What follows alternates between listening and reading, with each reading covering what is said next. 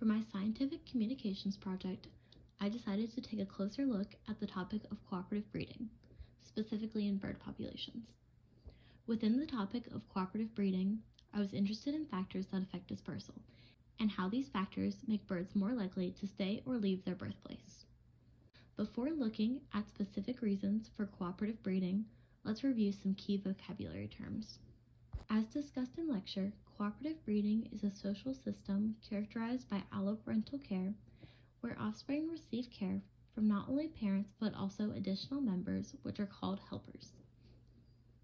Natal dispersal refers to the permanent movement from birth to breeding territory and is important when analyzing dispersal data. Two other relevant terms from lecture are philopatry and plasticity. Philopatry refers to the tendency of a species to stay or return to their birthplace, and plasticity is the ability of individual genotypes to produce different phenotypes when exposed to different environmental conditions. The first factor I looked at that has been found to influence cooperative breeding is predation.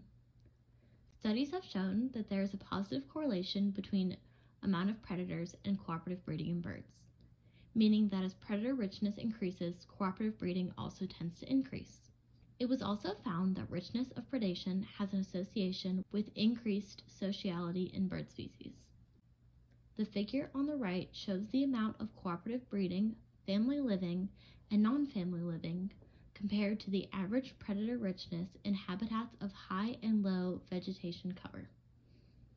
As shown by the regression lines, when predation richness increases, so does sociality of bird species. The sex of birds has also been found to be a major factor in dispersal. Males have been found to have a higher mean age of dispersal than their female counterparts. This is suggested to be due to the likelihood of inheriting territories.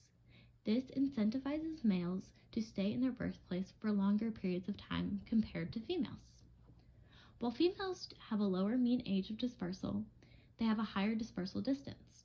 This is suggested to be due to their lack of ability to compete for prime territory close to their birthplace.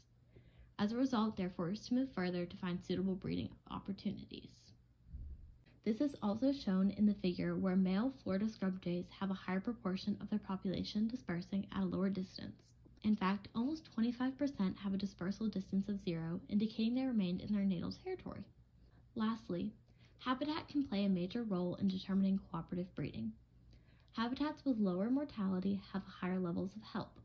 However, in cases of highly saturated habitats, it has been observed that birds disperse much earlier in an attempt to reduce kin competition for breeding.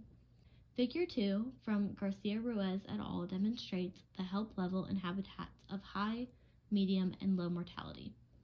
In areas of low mortality, there is a higher level of help, around 3. In areas of medium mortality, the help level drops down below 2.